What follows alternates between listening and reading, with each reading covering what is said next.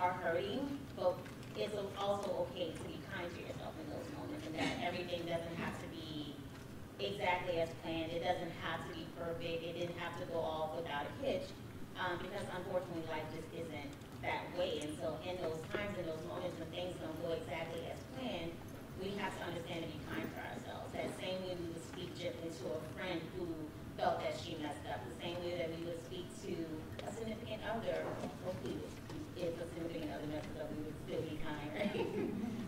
But the same way we would encourage someone to keep going, to it's okay, give them that encouragement. We need to remember to be that to ourselves. At times, most of the times we are our worst critics. And self-compassion is trying to teach you to be the opposite of that. It tells you exactly to be to yourself the friend that you would be to someone else. So if someone was going through something, you would not criticize them more. You would in fact try to tell them that it's okay. We all make mistakes. We all have bad times. We all have those bumps in the road. And it's those things that we need to learn to say to ourselves. The common humanity part of that is to also realize that it's okay to feel what we're feeling. It's okay to be down on ourselves, but we need to also be able to move forward and understand that the world is full of suffering at times, and so we're not the only ones going through something. We're not the only ones who've ever messed up, who've ever failed at something, and to try to remind ourselves that it may hurt in a moment, it may feel like a lot right now, but to keep pressing, keep moving, keep going, and that things will get better. Mindfulness is being able to actually just pay attention to it. Like, some people don't realize when they're too stressed. Some people don't realize when they're working themselves way harder than what they need to, and so they don't realize when they need to step back and take a break. They don't realize when they need to evaluate and say, okay, something's going on. My body is saying something to me that I'm not used to it saying, and so some people keep going until at one point the body is just going to say, well, I gave you some clues. You didn't listen, so let me do what I'm going to do, and I'm going to just shut it all down from here. So instead, we want you to be able to notice, like, I'm feeling stress. I know that I'm stressed because these things are happening. I feel it in my body, wherever that tension for you is. For me, I carry mine in my back. So if I'm like really rigid or really tight, I'm like, okay, I need to figure out what this is because something is happening. I always use the story of unfortunately losing my sister. And during that time, I was a robot. I was constantly moving. I was making sure everybody else was okay, checking in on everyone else, doing all the things and planning everything. And I was also 6 months pregnant, and I was just handling it all. And the day of the funeral, I also ended up in the ER because I did not listen to myself. I was not thinking of myself, and I was thinking of everyone else, which is great, but I needed to also be kind and compassionate to myself and realize that I needed something that, and without feeding myself what I needed, I was not going to be able to give out anything else. So it's important to understand that we can't pour from an empty cup. There's nothing to be given when we are empty ourselves and when we are not whole and healthy enough to be able to provide what someone else may need from us. As a counselor, it is my job to be able to help people implement healthy coping skills. It is my pleasure to be able to help someone better manage what they're going through, but I also have to check myself at my door and make sure that I'm good and that I can be present for someone so that I am everything that they need me to be in that moment, and I'm not doing my own checklist in my head while my client is talking to me because I've already dealt with my things on my own. So that is all what self-compassion is, but it's also not a lot of things. It is not self-pity. We don't want you to feel that you have to stay in this mess, you have to stay feeling this way, because that's when we find ourselves always criticizing ourselves, never being able to get up out of that rut that we found ourselves in, and we just wallow in this unfortunate space because we think that nothing is ever going to get better. We're going to constantly fail. This is how I'm going to feel forever. And it's not the forever feeling. It's going to happen right now. It's going to be here. And sometimes we need to feel that in order to motivate ourselves to keep moving and to do better for the next time. But we don't want you to stay in that space. It's also not self-indulgence. So whatever that thing is that you do to help decrease your stress, it should not bring on more stress, right? So some people love to shop as a means of de-stressing. That is great. But if you spend all your rent money, then here comes some other stress. So there is a way to make sure that you're balancing out how you de-stress yourself so that more stress doesn't come with that. Some people love to eat. Okay, that's fine. But then if at the end of it you ate that whole entire gallon of ice cream and now you're going to be upset with yourself for eating all of this, then what you did or what you thought was going to help you de-stress did not work. And so it's just finding a good balance for what is actually going to be the thing that helps you. Everyone is different. No two people should have the same ways of de-stressing. What works for one person doesn't have to work for another, and that's fine. We're all unique. We all do different things that work as long as it's healthy, as long as it gets you to the point where you feel like I can go another day, I can move on, and I can feel better about myself, then that's the ultimate goal.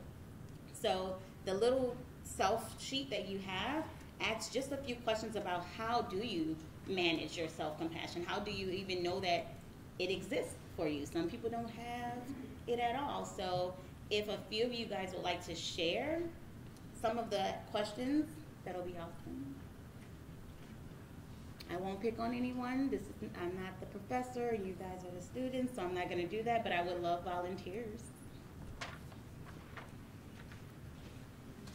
I do see some CAP folks in here, so if I don't get any volunteers, I may have to, pull a few names. Yes. Yes. So yeah, whatever it is that you do, there's no right or wrong answers at all. Hey, that's awesome. I'm sure that helps you release and feel good about yourself. Good. Prayer. Awesome. Exercise. I would like for that to be one for me, but it's just not. Massage, yes.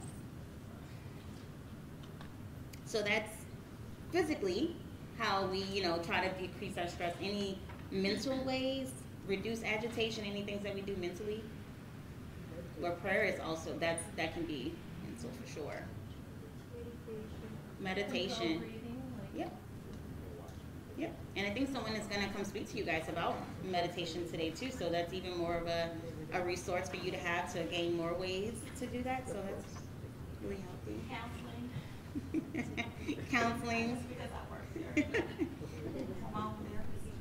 Yeah. I mean, therapists do need therapists, right? We're also human. We go through things. So yeah. Yes. You can go for a walk, but I'm just curious also if you have any extra copies, because I don't think we got any in the back. I do. They're in that little cover there.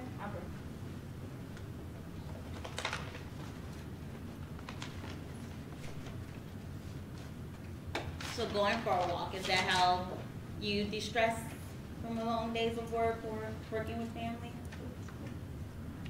So the next one is emotionally. How do you soothe and comfort yourself? So when you're going through something, how do you comfort yourself? Talk to friends. Watch sports. Watch sports. Hopefully the team is winning, or that brings you back to another emotional place. That's my own thing with the Saints. I love them, but they can cause heart attacks. Yes, furry friends, yes. Relationally, do you connect with others? You just say, you speak with friends. Sometimes, that's really good to just get out and say, I need someone to talk to. That can be very hard for some people who don't like to express, or when people feel like I'm going to be a burden to someone. Usually that's never really what your friends are thinking. That's how we feel, because we go to the same people with our things. But if they're our real friends, they don't mind that we come to them and that we talk to them about things. So, any other relational ways that we connect that helps us? And for me, I leave here often and I say, I'm leaving my job, but I'm going to my first job because I'm a mom of 2 kids under 5. I know that's insane. But that's my de-stress. Like when I'm home and I'm with them, the rest of the world doesn't even exist for me. And so that is one way that I just zone out, and I'm with my kids and my life is all well. And then whatever the day has for me the next day, I'm going to worry about it the next day. So. Spiritually, you said prayer. So any other ways that spiritually you find comfort? Sorry? Volunteering? Giving back? Awesome. So those are, and you guys feel free to take this with you. You can share this with other people, and it's just a healthy way of us finding out what works for us, and then finding out, sometimes we need to find out what doesn't work for us so that we can ramp it up and so that it can be something that does work well for us. So self-compassion is very important in the work that we do every day. We are all givers in our professions, and we oftentimes forget about giving to ourselves. So the main goal is just remember to give back to yourself as well. That is all I have, unless anybody has any questions. Also remember that other resources, basically all of CAPS services. So if you have students that need to come over to CAPS, here's how you can refer to them. We also have a self-compassion group that is for our students here, and it teaches them all of what self-compassion is, all of what self-compassion is not, and just healthy ways that they can begin to implement self-compassion in their daily lives as well. Is that available for staff? Unfortunately, our groups are not available, but the tips, we can give anyone information that we use, so maybe that's something that, we could look into giving to staff, but unfortunately the groups are just for the student. Any other questions?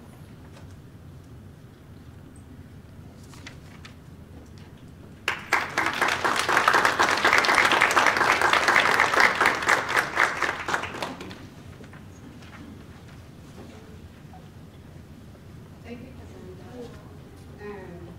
So my name is Diane, and I'm the marketing director at the University Eye Institute. This is Micklin, and she's also a marketing professional with Enjoy Vision and also the University of Houston Surgery Center. Did you guys know we actually have a fully ambulatory surgery center here on campus? So we are your sponsors of these fabulous prizes that you're going to get today. So we just want to take 1 minute to do a gratuitous plug. How many of you have been to the University Eye Institute? Wonderful. So just as a refresher, you guys can come and see us any time of year for comprehensive eye care. If you have your Blue Cross Blue Shield health insurance, you can use that benefit once a year for an eye exam, and we will waive your copay, so there is no cost to you. And if you have the vision plan or other materials benefits at our optical or contact lens dispensary, you can use that as well. And if you do not, we offer staff a 30% discount. So it's a great resource here on campus. We can see you quickly.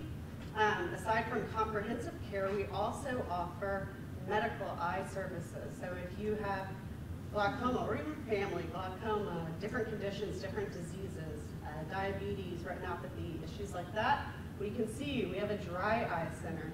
We have a myopia control service for children. We can actually slow the progression of highly nearsighted children. So we have all those services for you guys. And then we also have surgical services. Micklin wanted to briefly talk to you about. Yes. So at the optometry college, we do have a full service ambulatory center, state-of-the-art equipment. We're able to do cataract procedures, retina procedures, minor surgical procedures, removing, pterygiums, chalazions. We're able to diagnose. We're covered under most major medical insurance programs. So, Medicaid, Medicare, Blue Cross, Cigna, most of the major insurance programs. So if you or a family member need to have a medical procedure on the eye, certainly give us a call. We'd love to show you around and get you taken care of. We also have financing available through Care Credit.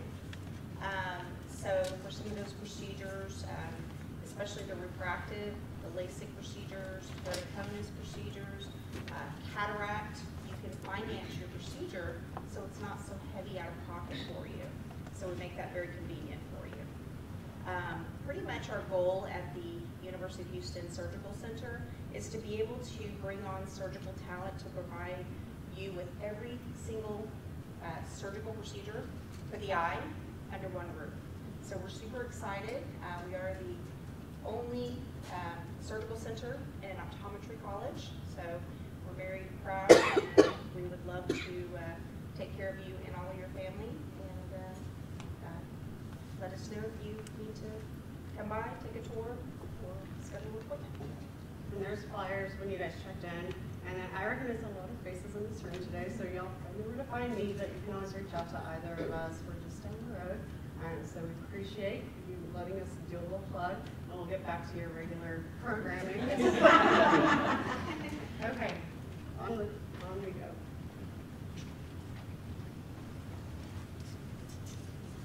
And at this time, we're going to have Miss Nancy Graves present to us. She's from the Hilton College of Hotel and Restaurant Management, and her topic of discussion is going to be recharge your body, and as well as nutrition tips. And I think she's getting everything set up, so just a couple of moments.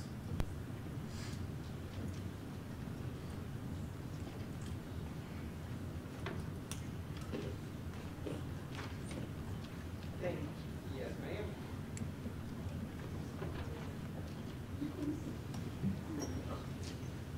Thank you for the fine introduction. Yes, my name is Nancy Graves. I've been here at the University of Houston for over 30 years. I'm a registered dietitian nutritionist, and I'm licensed as a dietitian also.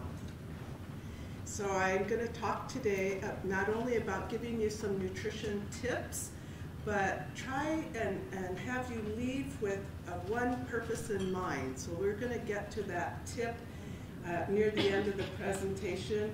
And I just wanted to kind of start by asking you, what constitutes a balanced diet to you? Fruits, vegetables. Fruits and vegetables, okay. Water. Plenty of water.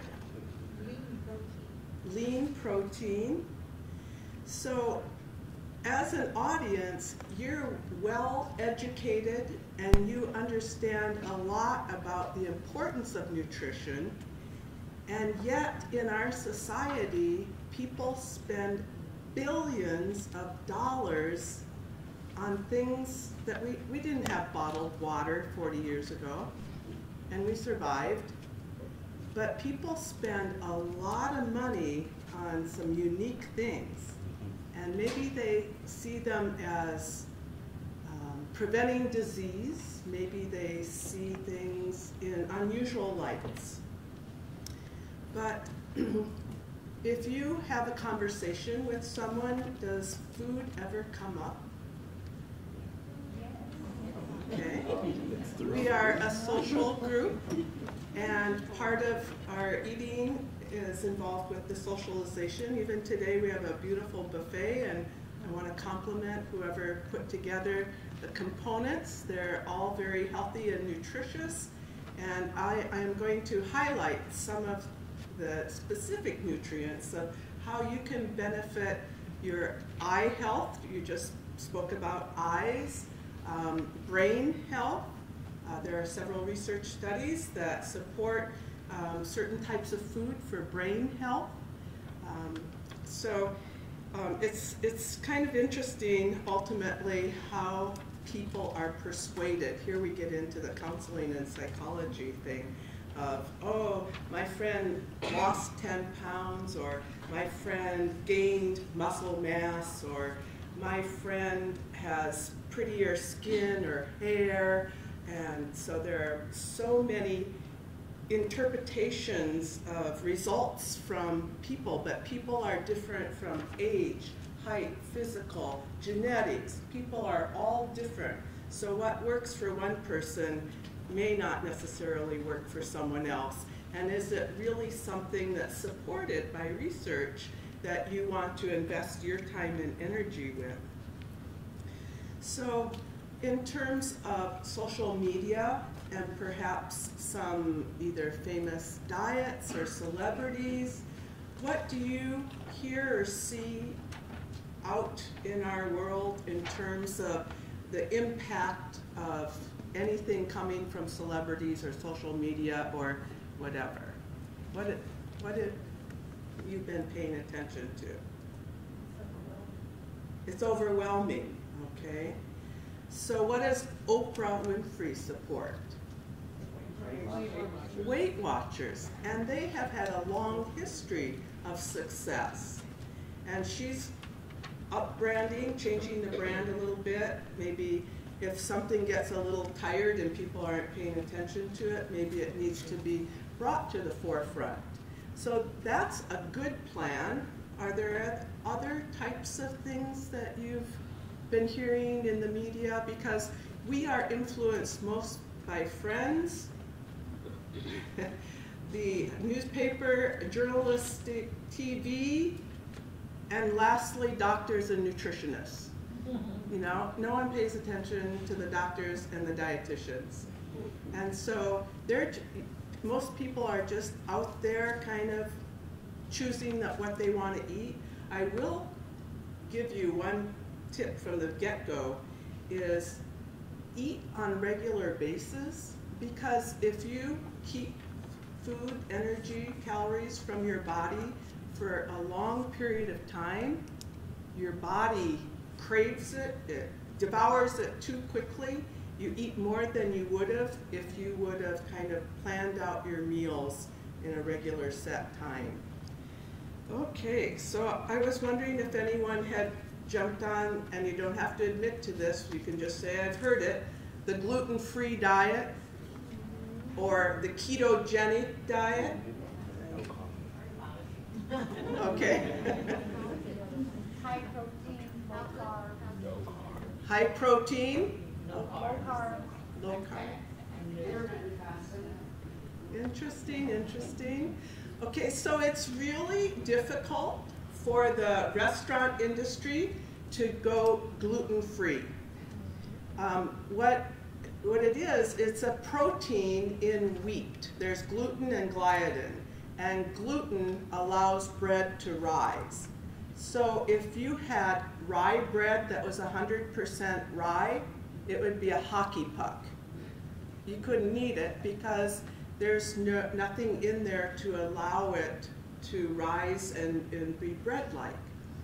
So the idea behind gluten-free is the protein cannot, the immune system is compromised, the protein can't be dealt with, and the body reacts to it. It's called celiac disease. And so it's a digestive situation. So in a restaurant, and I teach restaurant layout and design too, unless a company would go totally no gluten in this kitchen whatsoever versus what they tend to do now, they might have a gluten-free crust for pizza, but they put it on the same conveyor as the gluten, the pizza that's made with wheat. Or they use the same cutting board, and it's not a good thing. And so if someone has celiac disease, they really have to do their homework to contact a restaurant and make sure a lot of preventive measures are accomplished. Those that are on the trendy side of maybe I don't want to eat that many carbohydrates or something, and you're not going to need an EpiPen at the end of the meal if you're just trying to reduce your gluten, because there could be a little connotation of refined breads have gluten. But there's gluten in a lot more areas than just breads. So the ketosis, the ketogenic diet, essentially has been used for a long time to, if you're in a situation of emergency surgery or you need to plan surgery, and the physician says, well, it would be best for you to lose some weight, however many pounds that doctor feels is necessary to do the surgery and help you successfully come through the surgery. There may be some indication to put someone on a ketogenic diet, but what that does to the body is that the body is not taking its energy from carbohydrates and protein isn't converted. So the body goes looking for the energy from the fat cells, and when the fat cells are under destruction, so to speak, and allowing that energy, so it's a low-calorie diet as such, but it needs to be supervised by a dietitian or physician, because when the body goes into ketosis, I've been trained that I can smell the ketone bodies on people's breath, and I know that they are putting their body into distress, and this would immediately say to me, how much water is someone drinking? Because it's very hard on the kidneys, just like the Atkins diet with mostly all meat and very little carbohydrate. That the people that decide to try those things, which they're very hard to stay on, they need a lot more water than they realize so that they don't put their kidneys into distress. And you see how many clinics we have in Houston for dialysis, where people, either genetics or they haven't been taking care of themselves, and they're in this situation where they need to be on dialysis. Well, there are several meal plans. Some people think diet means reduction diet, but diet doesn't mean reduction. There are several meal plans that have been researched and have been reporting significant positive results. Have you heard of such things as the DASH diet by any chance? Dietary approaches to stop hypertension. The cardiologists really support the DASH diet. So in a lot of ways, you've heard of Mrs. Dash, which is an alternative to sodium. It's spices, and they have all different kinds of combinations. But it's more than low sodium. It's a well-balanced diet. Also, there is the Mediterranean diet. Have you heard of that? There has been a lot of research reports based on people following the Mediterranean diet, and I'll give you a little bit more detail on that in a minute. But it does have a lot of fruits and vegetables and grains and some fish, and as you go up the less and less pyramid, there isn't much meat. There would be a glass of wine that you could, one glass of red wine with that diet. And then, what? Yeah. So 1 glass of wine a day, a little olive oil, and things like that. So they've been studying people that have followed the Mediterranean diet, and those people exercise more and they meditate. All the good things that we're talking about today, but I'll focus on the food. But what I found as a very interesting new diet, it was developed by researchers at Rush University in Chicago, and they blended the Mediterranean diet with the DASH diet and focused their research on people with Alzheimer's. And so the name of the diet is MIND, the MIND diet. And it has a real long name to it. So MIND is a lot easier to remember. It's the Mediterranean DASH intervention for neurodegenerative delay. Just put MIND. Mediterranean DASH intervention for neurodegenerative delay. And so they are studying individuals for a long period of time. They have some preliminary reports to indicate that the plan is delaying the onset of Alzheimer's. And so they want to continue to study people and give it time to really be a solid diet so that people will pay attention to it. But people are so different. again, genetically, age, height, activity levels. Some people have an intolerance to some foods. The most common one is a lactose intolerance, which tends to be the body can't make an enzyme to split the lactose sugar, and therefore we just translate that into, let's find some other foods that have some calcium and vitamin D, and one of those foods to find your calcium would be broccoli.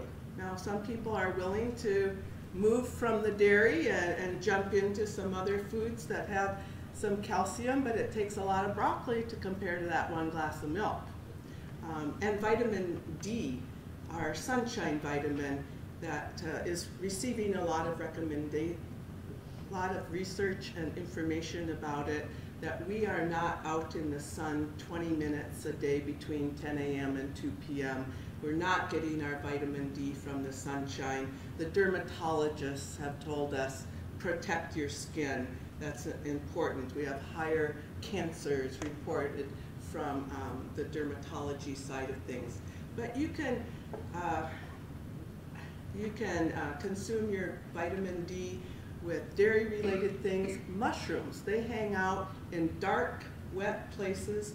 Mushrooms are one of the higher sources of vitamin D if you're going to look for a food source. So our government, the USDA, has identified the best dietary plan and has posted on the internet choosemyplate.gov, and they have enough data to support the fact that we do need, and I have a little plate to represent, half of the food that we eat should be fruits and vegetables. Notice how small or large this plate is to begin with. We need to be using smaller plates. This is a 9-inch plate. So half the food we eat should be fruits and vegetables, and we need whole grains for B vitamins and metabolism and things that happen in our body. And then we need some protein. Could you help me a little bit and put all of these things that I have here on the table? So Choose My Plate is designed so that you consume 2 cups of fruit a day. Now this is based on a 2,000 calorie plan, and everyone is different. Some people need fewer calories, some people that exercise a lot need more calories. So this is kind of the middle ground situation where you're going to eat 2 cups of fruit a day, and there are more nutrients. It's called nutrient dense if you eat the food. So if you eat an apple, you get the fiber and the nutrients. If you drink apple juice, you're not getting the fiber. So 2 cups of fruit a day, and then vegetables, 2.5 cups of vegetables a day. Now that's a rarity with most people, to consume 2.5 cups of vegetables a day. The grains, 3 of the 6 should be whole grains. There's a very important reason for whole grains. And then the meat would be 5.5 ounces a day. Now, a deck of cards is equivalent to 4 ounces. So if you can envision 5.5 ounces divided into 3 meals a day, people eat too much protein. I also have a representation of 3 slices of pork that go on this plate. That's a serving size. People eat too much protein.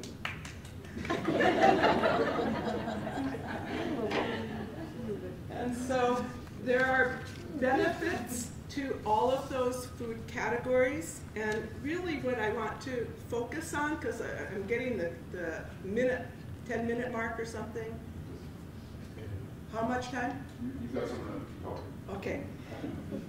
Instead of going perhaps to the individual benefits of each of those food categories, I want to get to the tips that I want you to work on. Since our body is 60% water, you were mentioning how important water is, and 60% of your body is water. It's so important that you create a plan when you're driving to work, drink some water. You can enjoy your coffee, but it's a diuretic and it makes you pee. So you have to have a replacement to your caffeinated beverage always.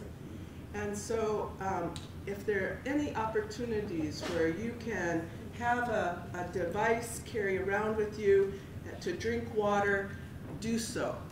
Your urine output should be fairly clear, not concentrated and not stinky. If you're not in that category, you're not drinking enough water. So I'd like you to think, whether that becomes a goal or not, I'd like you to set one goal to change within your nutrition program for the next 12 weeks. Why don't I say do a complete change or choose 10 goals? It's too much. But if you can think of yourself in terms of even recording what you eat and drink for 3 days and compare it to my recommendation of 2 cups of fruit a day, 2.5 cups of vegetables a day, 6 servings of grains, and the grains can really even overflow into corn is a starchy vegetable, peas, sweet potatoes, legumes, some of the peas, beans, lentils are partially carbohydrate with good fiber and partially in the protein area. The legumes are called incomplete proteins. You have to have part of the amino acids from grains to marry with part of the amino acids from legumes in order to have the complementation to make new cells, whether you're making antibodies to fight off colds, making enzymes, making hormones, creating fluid balance in your body, in the cell and around the cell, making new cells.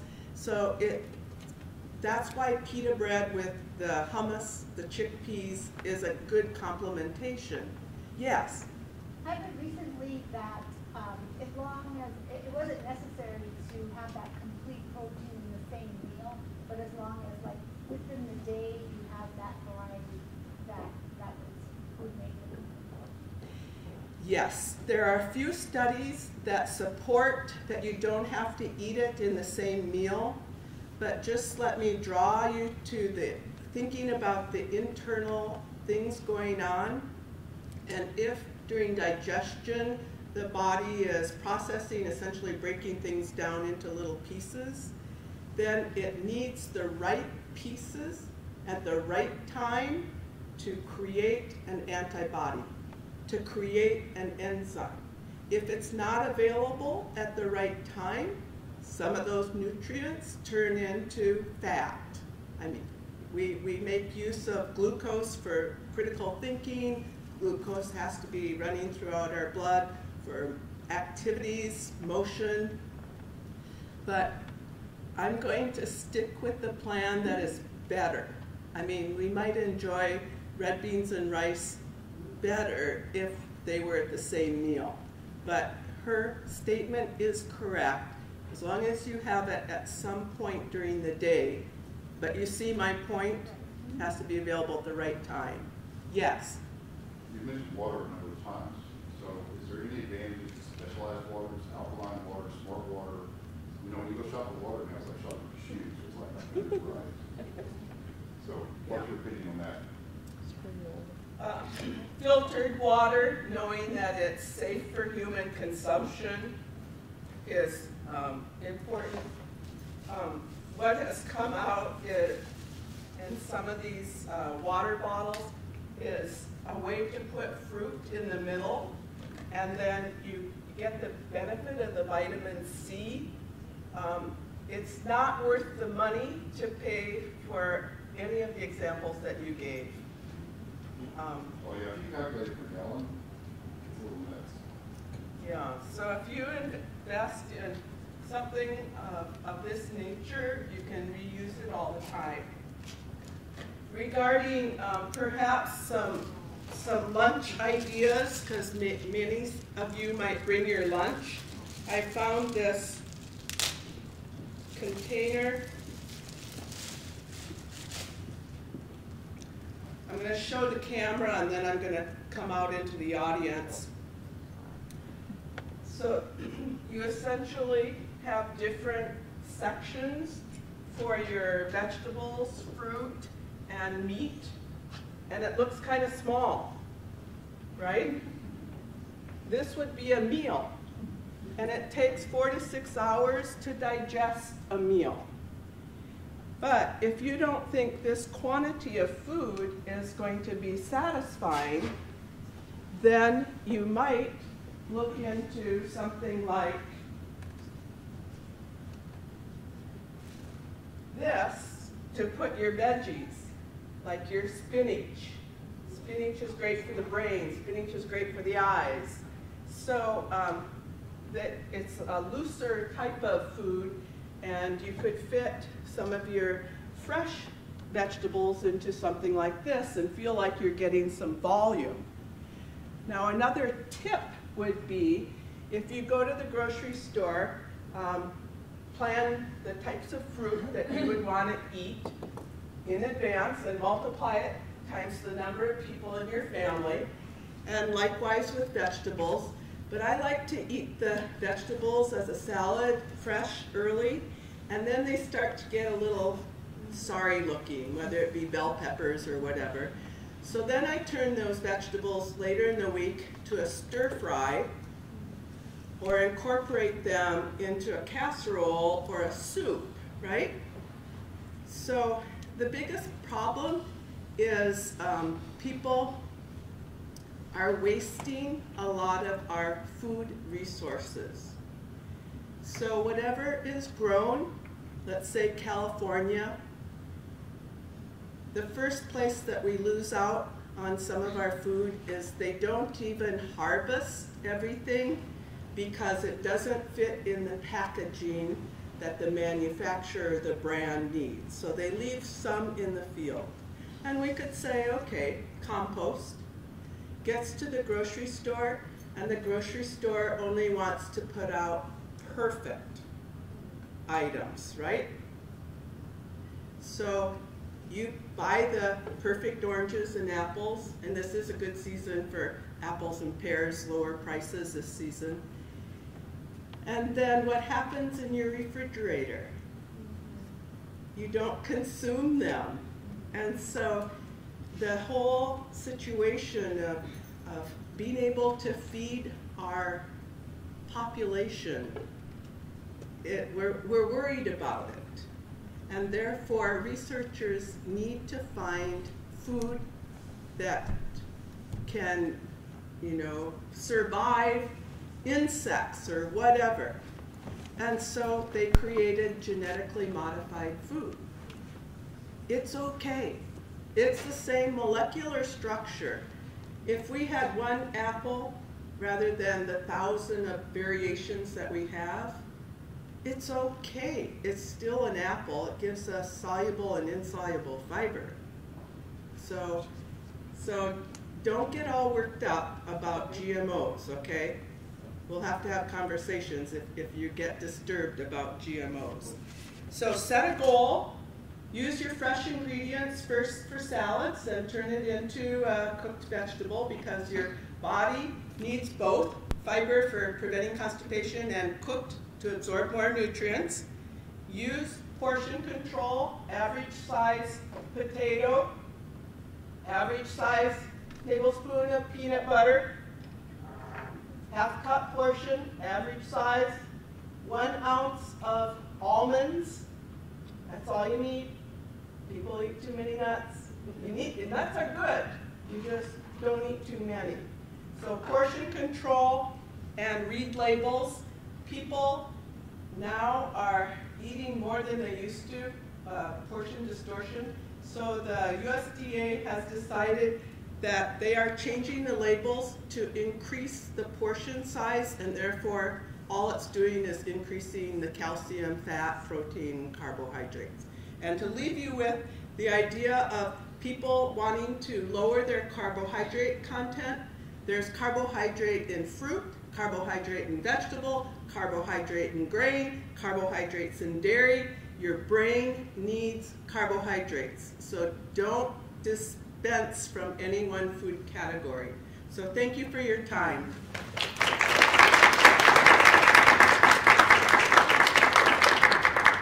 anybody have any questions? Yes, ma'am. What about lenses? Cleanses. I'm glad you brought that up. I'm against them totally. Because microbiome is the new hot topic. And people either take prebiotics to establish the bacteria, or they take probiotics, like they were on a medicine that destroyed all of the good bacteria in their intestines. So they're thinking, oh, well, I'll just eat some yogurt or fermented foods and rebuild that up again. If people go on a cleanse and all of their good bacteria are gone, it takes 4, 5, or 6 months to get them back again, and you need them. They're absolutely essential to your digestive process. Sorry about the cleanse. What about juicing? Yeah, juicing and cleansing are, yeah, you need fiber, and fiber keeps that fermentation process where it needs to be. What tips do you have for this generation? We move fast and we don't have time to cook, like you're talking about those salads and then make it to a casserole. Oftentimes people don't have time to do that. What are some of the tips you have for variation? I'm going to have to say, try to use your weekends strategically. You're kind of getting rid of your last week's vegetables, and you can think of lasagnas or different casseroles where you can integrate a lot of those vegetables. Soups are fabulous. One year I made I said to myself, the first day of the year, what do you call those announcements that you're going to try and change your life? New Year's resolution. A different soup every weekend so that I could have the enjoyment of a soup every week. I mean, that was just my goal at the time. So whatever you decide your goal to be, you'll find a way to do it. Okay? This is how much sugar is in a soda. Nancy, do you have any opinions about hormone-injected meats as opposed to grass-fed and more natural choices? We have to have the data from both situations. So if I were treating anemia, I would make sure that there's good vitamin C source foods to help with the absorption of iron.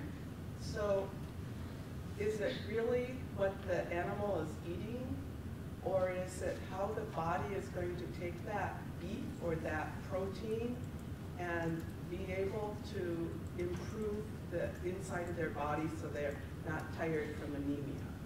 So sometimes things are brought to our attention that may not need as much attention as they're sold at. Does that make sense? So they're so dependent on the situation.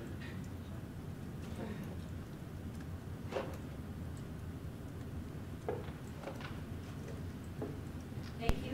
Thank you, Nancy.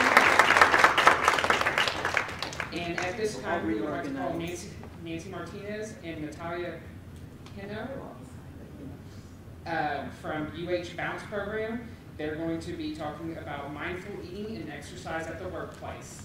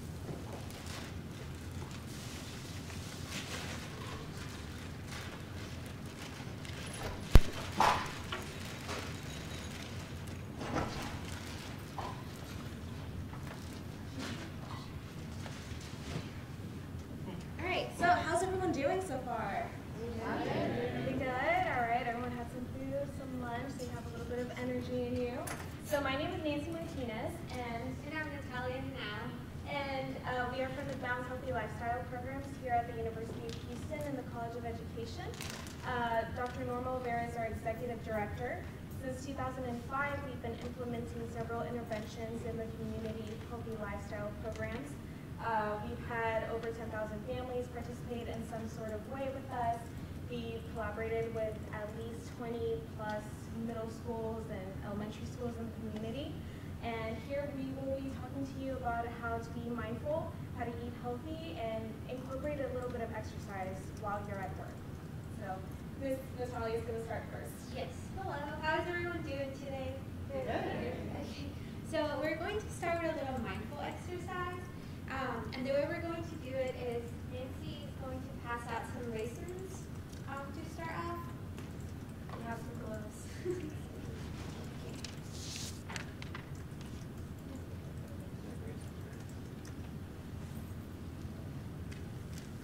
So once everyone gets their raisin, we can start.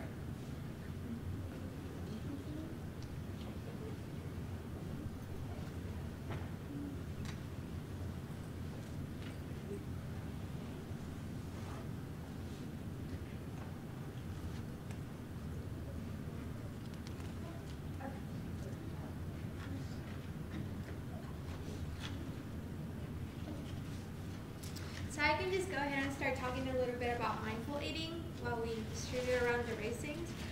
So how many of you don't really plan ahead your day before coming to work? Like what you're going to eat? Like you just come and get your food from the school? Yeah? No? Yeah, you guys do that. Okay.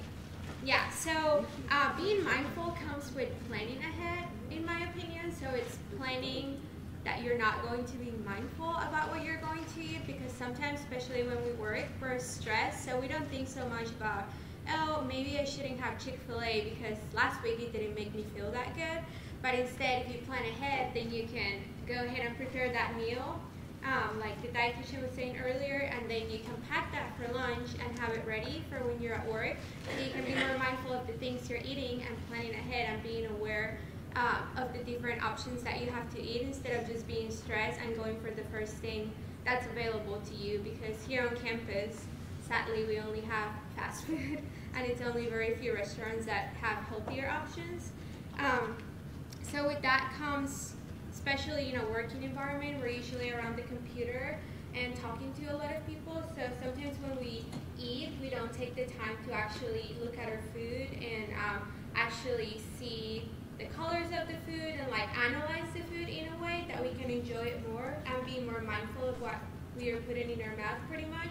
And we've noticed that whenever people eat sometimes, especially if you're really hungry, sometimes you don't even know how much you're eating because you're just talking to people. So you end up having all this food, and then at the end you're like, oh, I don't even know what I just ate because I was so hungry.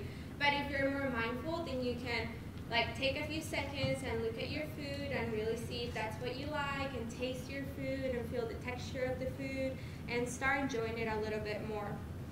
And with that comes eating slowly, like I said. That can make a really big difference in how much food you eat and how, if you like it, if you're actually enjoying that plate. And also embrace your senses. So like I said, going back to the food texture and really tasting what you're eating and see if you actually do like it or not. I've actually done that with a lot of foods that I used to love earlier in my college years, like fast food, and then I actually sat down and started analyzing, well, not analyzing, but just really tasting, for example, French fries. And I was like, this is really not that good. It's kind of flavorless. It's a little bit bland to me. And then I start tasting other things like veggies with better seasonings, and I was like, this is actually really good. I'm enjoying these vegetables. So it's doing little things like that and being more mindful of the foods we're eating. And with that, it comes you start adapting an attitude of gratitude, because especially with Bounce, we see a lot of kids that don't have food available, or they have very minimal. So if you're mindful of the things you're eating, you can actually appreciate the fact that you have food on your plate. So it just comes with being grateful as well. So I think we're almost done. Do any of you have any questions or anything that you would like to add on? We're going to read racing now? Okay. So I think we can go ahead and start. So this is going to take about 3 to 4 minutes. So take the raisin and hold it in the palm of your hand or between your fingers and thumbs, and then you can imagine that you've never ever seen an object like this before in your life. So just start looking at the raisin. Okay. Take a look. Let your eyes explore every part of it, examining the highlights where the light shines, the darker hollows, the folds and ridges, and any asymmetries or unique features. So, explore how it feels in your hand. Turn the raisin over between your fingers, exploring its texture, maybe with your eyes closed, if that enhances your senses of touch. You can go ahead and close your eyes. Smell the raisin, holding the raisin beneath your nose. With each inhalation, drinking any smell, aroma, or fragrance that might arise. Noticing as you do this, anything interesting that might be happening in your mouth or stomach. Place the raisin in your mouth without chewing. Notice how the body has to move to get into the mouth in the first place. Spend a few minutes exploring the sensations of having it in your mouth, exploring it with your tongue. Tasting. When you're ready, prepare to chew the raisin, noticing how and where it needs to be for chewing. Then, very consciously, take 1 or 2 bites into it and notice what happens. Experiencing any waves of taste that come from it as you continue chewing. Without swallowing it, notice the sensation of taste and texture in the mouth and how these might change over time, moment by moment, as well as any change in the object itself. Swallow the raisin, focus on sensation. Is there a light, lingering taste? How does it feel physically and emotionally? Take a little while to consider the experience.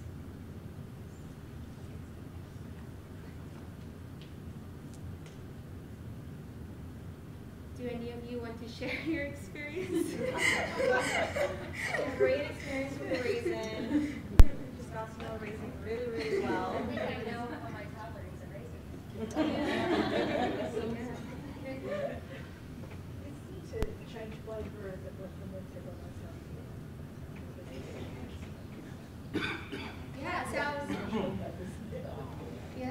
I was actually reading research, and with salty crackers, sometimes when you do the same exercise, they actually start tasting really sweet.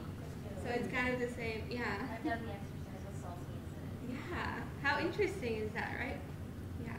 So that's a way of thinking, like, think about that with different foods, like I said before. Like, really start tasting how certain things taste, especially with things that are very, very sweet. You're gonna really, you're gonna feel the sugar even more because you start really tasting and not just, eating it fast and, not being mindful of what we're eating, pretty much.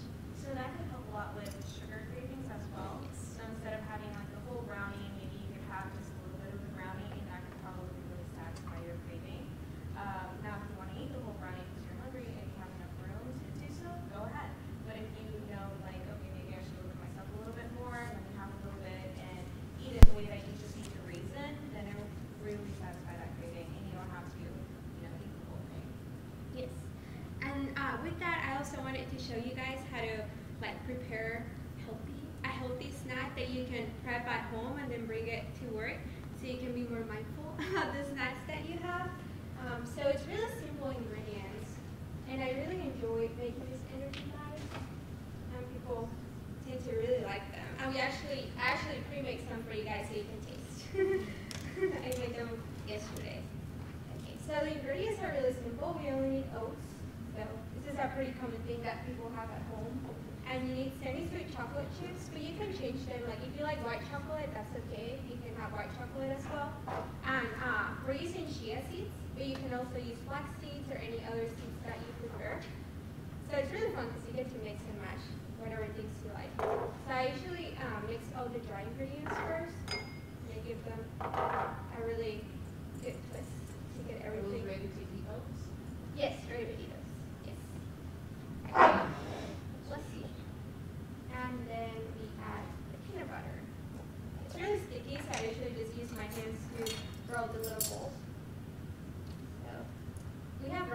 the recipe too that we can give you guys. So it's about 2/3 of a cup of peanut butter. And you can use any peanut butter that you like too. If it's smooth or chunky or whatever you prefer. You can do them with almond butter as well.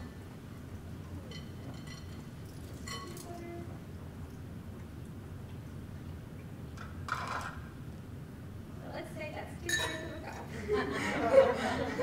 And then you're gonna add honey, and this is 2 tablespoons. So usually it's like 2 spoons. I don't like putting it in a spoon because I usually lose like half of it.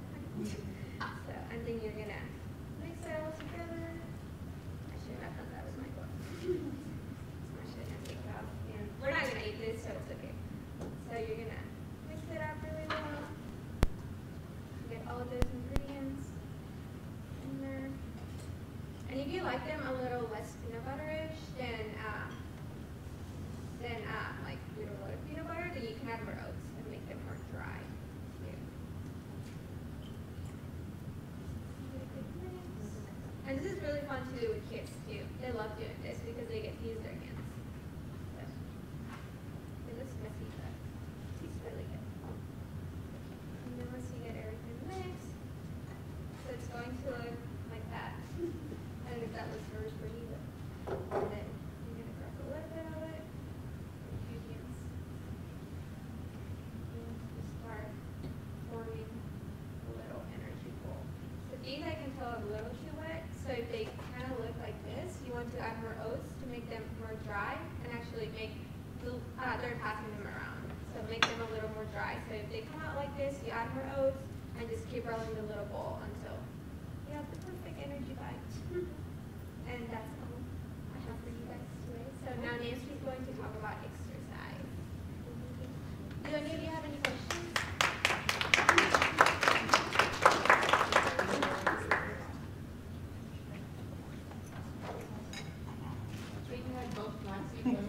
Yeah, you can have both. Did you say you were giving us the recipe? Yes, we are. Did you like them? Did everyone like them? They're good. Yeah? Okay, that's good. The back people say don't be like. It's okay. Originally, she was gonna, go through slides for me, but yeah. Okay, no worries. No worries.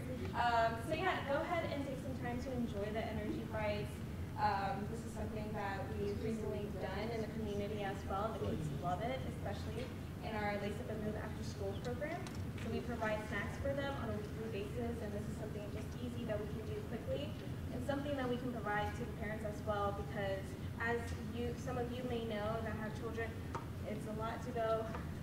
There's a lot going along in life.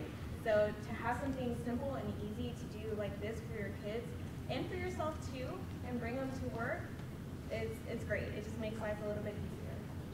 So that being said, we're going to talk about a little bit more of the having to do exercise or incorporating a little bit more physical activity in the workplace.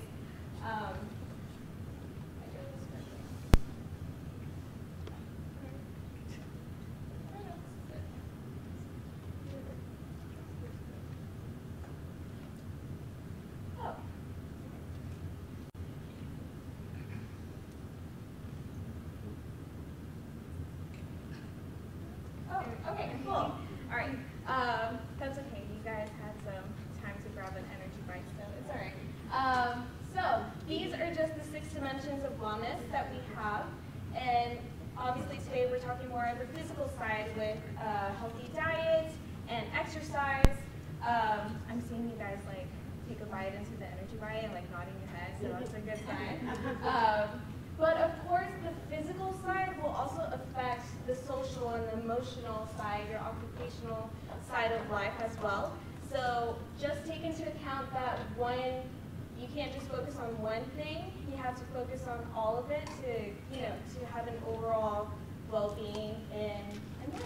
So.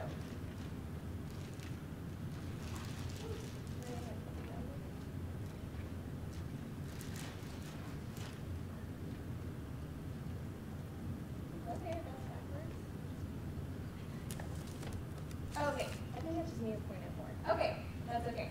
So as we previously mentioned, life happens. So how many of you find it a little bit hard to get the 150 moderate minutes of exercise on a weekly basis? Of moderate to, yeah. Or 75 minutes of intense, vigorous exercise. So that's the recommendation from several organizations and entities such as the Mayo Clinic. And that's understandable because you have, well, a lot of you have a family to take care of, you have projects outside of work, you have your own personal goals. So all of that can get really hard to, it can get really hard to incorporate your exercise and take care of yourself and your body. Okay, so this is just a reminder. Okay, this is just a reminder that the energy consumption and the energy output is a balance in your body. So what we are consuming is being expended as well. That's all.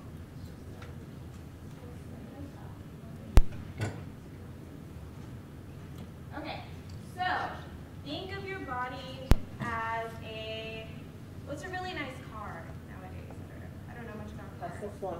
A Tesla, a 2019 Tesla, latest model, nice like interior seats. Think of your body as that. So you're not gonna, well actually, let's use another model. Let's use the 2019 Mercedes because you're not gonna pull up to a gas station and use regular gas for that type of car. You wanna use the something version, right? The premium. And that's because you wanna take care of your car. It's cleaner. So think of your body like that. You need to eat food that's going to nourish it, that's going to balance it. And as you are, whenever you get a new car and you have the nice interior seats, and you have a friend that hops in with like coffee on one hand and chips in another and like starts eating in the back seat, you're going to be mindful of that, right? So also be mindful with your own bodies as well. Okay, so how to be active in the workplace. How many of you are fortunate enough to work on the second, third, fourth floor? Okay, so a lot of us. So that's a great opportunity to take the stairs at least once a day. I know the elevators look really nice, especially if you're tired in the morning or you've been tired going home. But take that opportunity, those 3 minutes to go down the stairs, up the stairs. It'll not only increase your steps, but also it works your muscles very well. And we all know that because by the end of it, we're all like, right? So take that challenge and, you want to be able to take those stairs and then at the end be like, that was nothing. Take a break also every 2 hours. That's very important, not only for your, muscles and well-being, but just your eyes too, especially if you're looking at a screen for too long. Instead of calling your coworker, go and visit them. Instead of emailing them, go and take that walk. Again, it'll just increase your steps, especially at the University of Houston. We have such a large campus. Just take that opportunity. Or set up walking meetings as well. That's something that we want to incorporate too in our organization is taking walking meetings. And not only do you get out of the office a little bit, but UH is not that bad to look at. So, okay, how many of you are also fortunate enough not to have a really nice parking spot against your building? It takes me like 10 minutes to walk to work, and especially with this cold, it can be a little bit of a burden, but I'm still getting that exercise, okay? So, also bring your sneakers. Bring your sneakers, bring a pair, keep them in your office, because you never know when that opportunity is gonna arise to go and work out. I believe we get 30 minutes of physical activity in our, yes? You're nodding, yes. So we get 30 minutes, so might as well just have your sneakers just in case that. And also, don't they have events at different buildings of like, we're having a Zumba class today at this building. So yeah, and lastly, stretching. So if you don't take any of this, at least take the stretching, because we sit in a chair for so long that our muscles are being punished from the years of working. So the Blue Cross Blue Shield of Texas, they have great resources on how to be more active in the workplace. Stretching in particular can not only decrease your anxiety and stress levels, but also increase your alertness, which is very important, as we all know. And then these are just some examples of stretches that you can do. So we'll just look through these kind of quickly. Neck stretches, we have some shoulder pulls, we also have some arm stretches, and my favorite one out of all of them is the, well, not that one, but that one's also important. I think it's the next one. Yes, this one, because we're typing a lot, right? So this is very important. We want to take care of our hands. We use our hands all the time. Also, if this is something that y'all are interested in, we can send this out quickly maybe to them. So take those 5 minutes to do several of these stretches. As you can tell, you just need to share for these stretches. You can stay in your office. You don't have to interact with other people if that's not your thing. Okay, and then share your ideas with your coworkers, because we preach this a lot in our programs, but with our families, if your whole family's not in on it, it's really hard to make change at home. So it's the same thing in the workplace. You know, you're on a good, you're doing well this week, it's Monday, it's Tuesday, and then Wednesday your coworkers bring like, hey, I brought y'all donuts and cupcakes, and you're like, oh, okay, just one.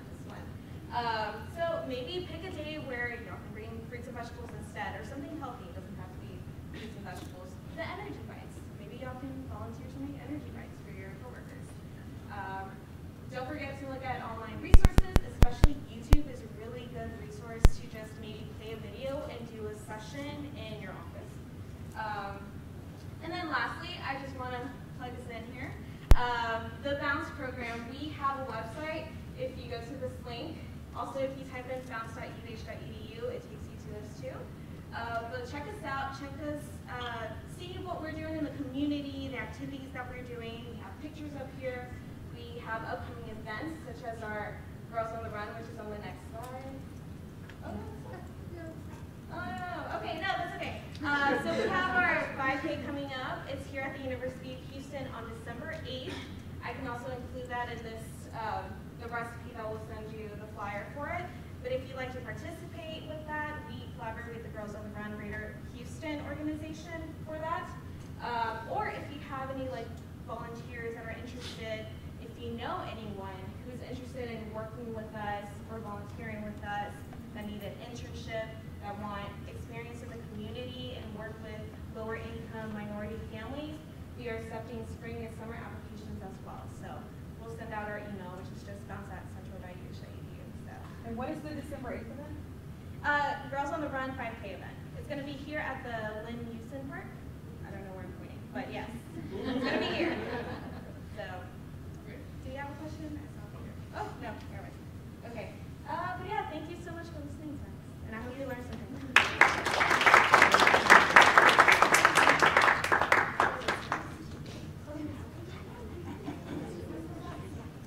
Does anybody have questions?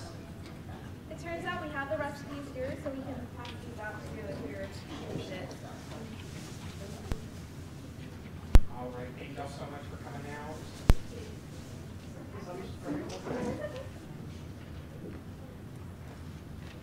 And do also remember, we will be sending out the materials from the presenters after the event, so do look for that email.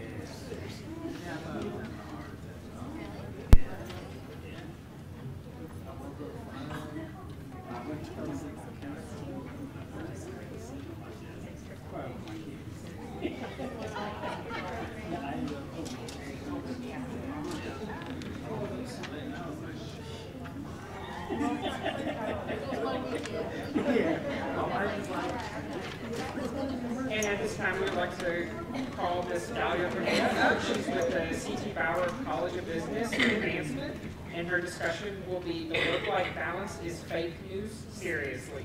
So if you can please welcome Ms. Dahlia.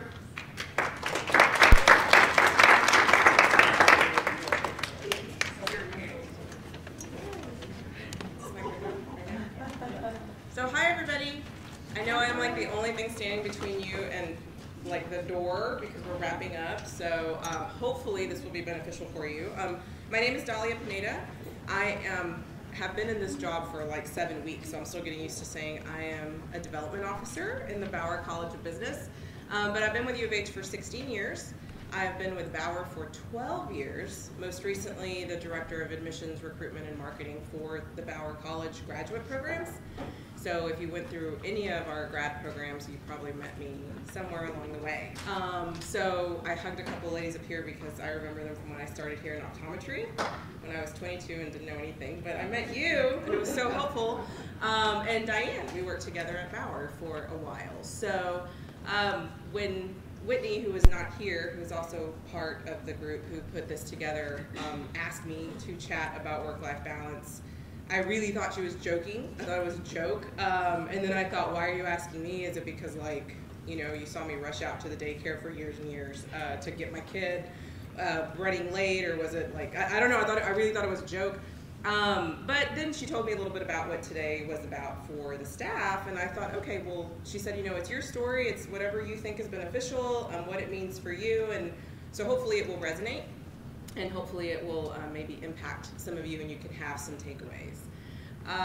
In terms of the agenda, because I know everybody wants to know what's up and what's going on, my thought process in talking about something like work-life balance, or what it is, what it's not. I mean, obviously you've had professionals up here talking, like I saw peanut butter and like ingredients and all these things. So I feel like really overwhelmed right now because you had like a solid thing going on with people telling you like what to eat. There was I couldn't get here earlier, but I ran into a lady who had like the right portion of crackers. I just feel really, you know, I don't know.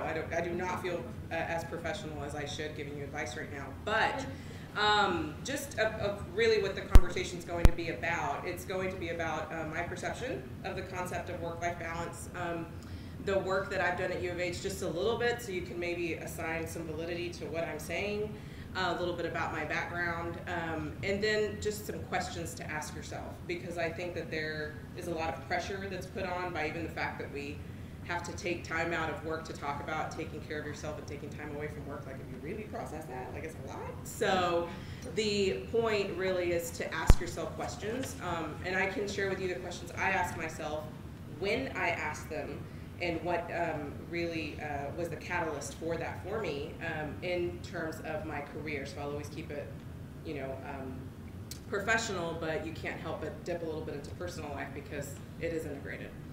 And then we'll talk about balance and timing, balance and control, and then some takeaways, because at the end of the day you want to know, okay, you know, wrap it up and exactly what are my suggestions for you to take away. But clearly, work-life balance and flexible scheduling, all these things are in the news. We know that. I mean, you've seen the statistics on it.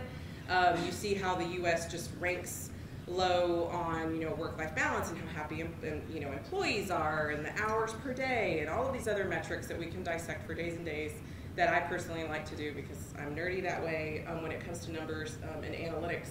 But it also, you know, came into play years ago for me because I have a daughter, and I was married for a while and working at U of H. My whole career has been at U of H. So, you know, when you graduate right out of college and you start working, you're like, I'm gonna live forever, and I didn't know what was going on. I wasn't married, anything.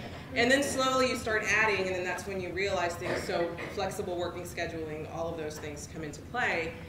And what we've seen over time, it's always interesting to look at the trajectory if you do look at research and how it's going on. I always would tell my team, you know, at GPP over at Bauer, you know, let's go back like 6-7 years. Let's look at the websites. Let's look at what they were talking about then and how it's grown. So you can see the stats, you can see how everything's going. There's momentum, there's buzz. It's like a sexy word, you know, balance and integration. What is this all about?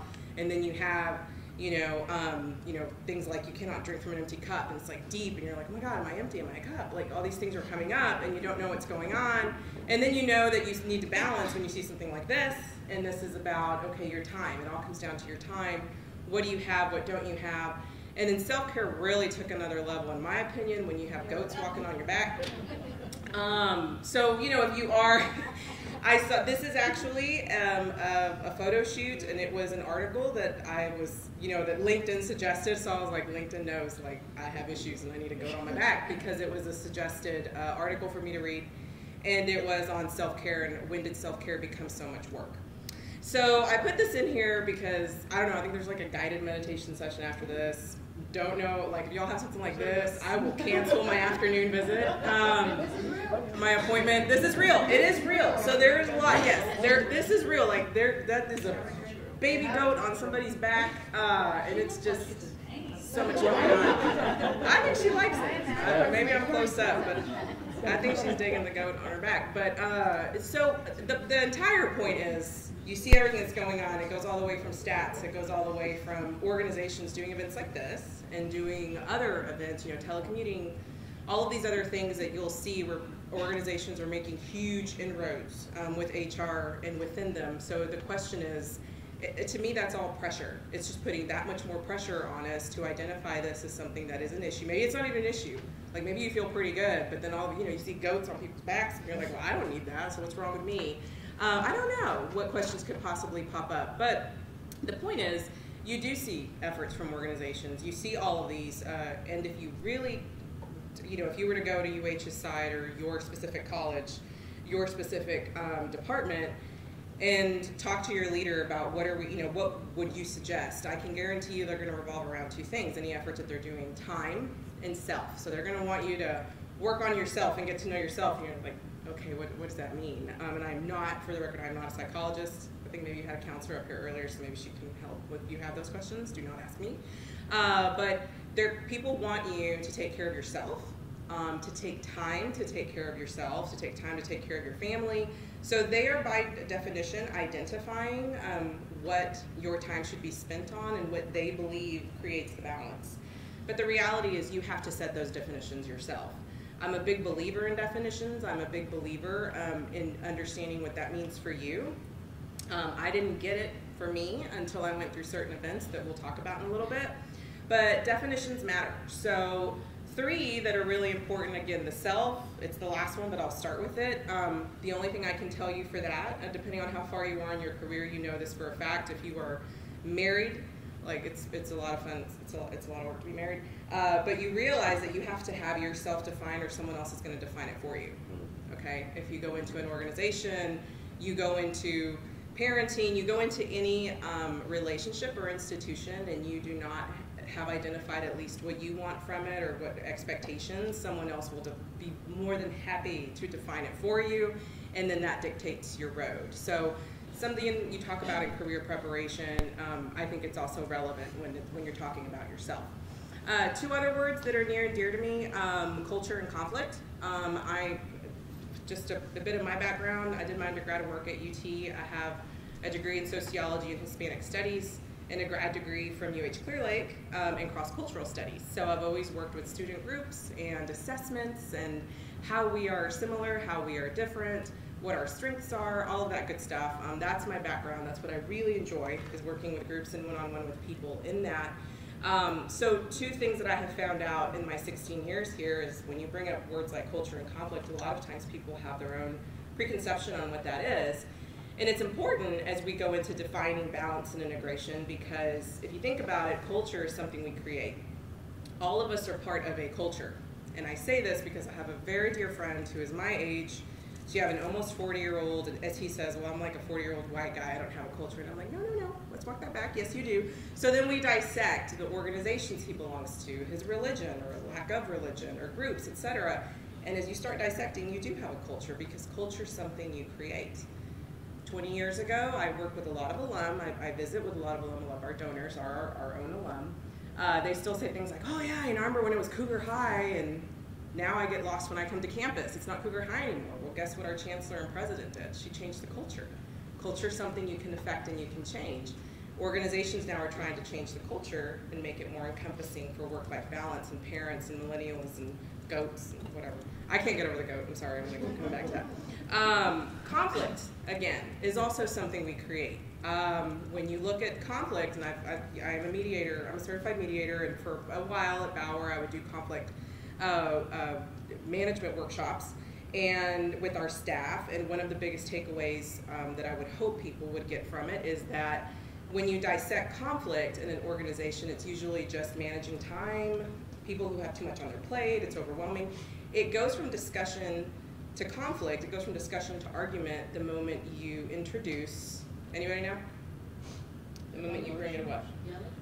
Well, yes, that's, you jump way ahead. So you have an A+, but what else is that? The moment you interject emotions, feelings, yes, which can come out in the form of yelling.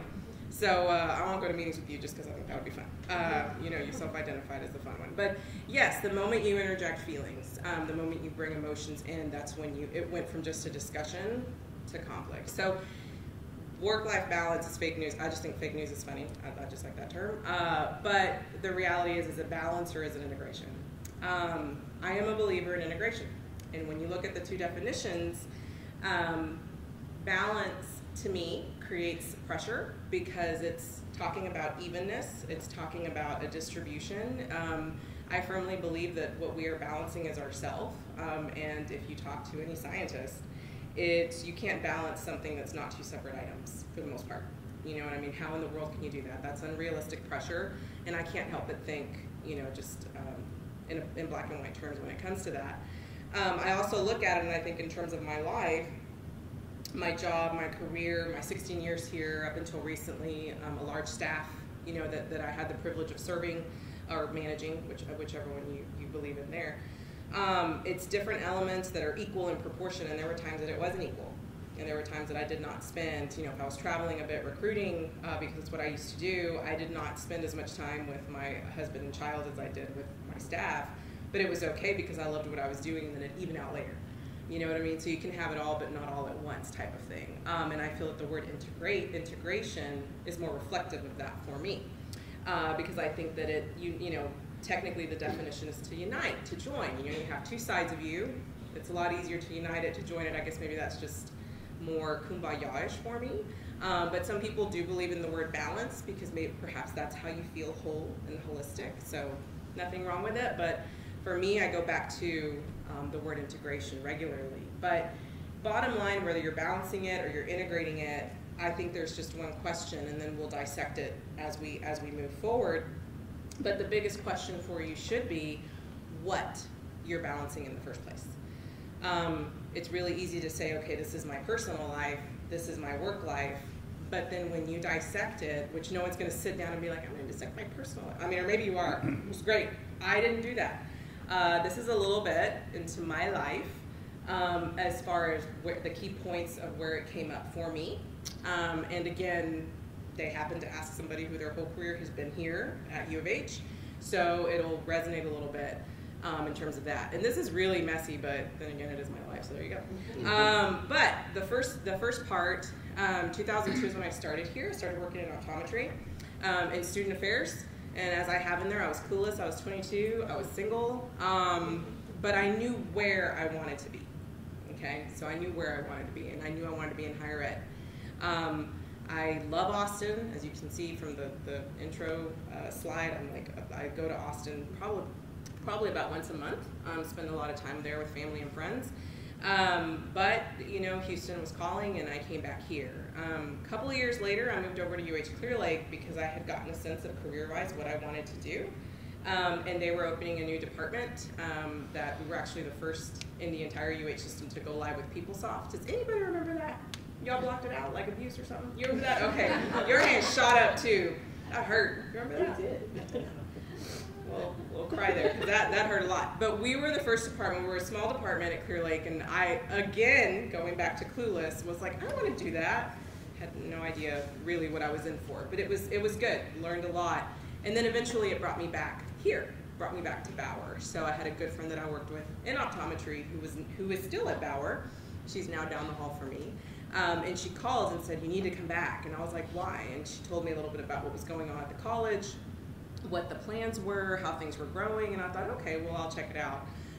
Not even a month later, I was already, moving my stuff in and coming over to Bauer. So at that point, I knew where I wanted to be and what I wanted to do, and it was taking what I'd learned at Clear Lake and expanding a little bit more.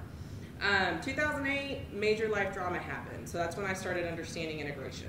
I had to start spending a lot of time with my family, as in my parents and my siblings, taking care of some major things that went on that were taking me out of town quite a bit.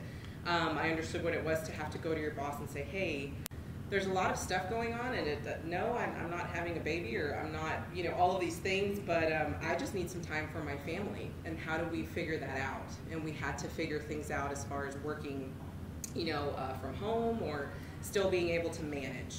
That's the first time that had kind of slapped me in the face, as far as, okay, I need to figure out how to keep my job and take care of my family, because, there was just a few moments at the end of 2007 where I was like, I can't even think about work, but wait, I got bills. So then you do have to think about it, and that's where integration comes into play. A couple of years later, I had my first significant job promotion, and then I also became pregnant. And so then I had really started asking why, not why I got pregnant, that was like planned, but why I was doing the work I was doing. What's the purpose? Because I knew that I wanted to continue working. I had the option to not, but then I thought, no, I like extra things. And I don't know that I could be at home all day with a baby, and I really like adults and all of, spending that time. But then I thought, okay, why am I doing what I'm doing?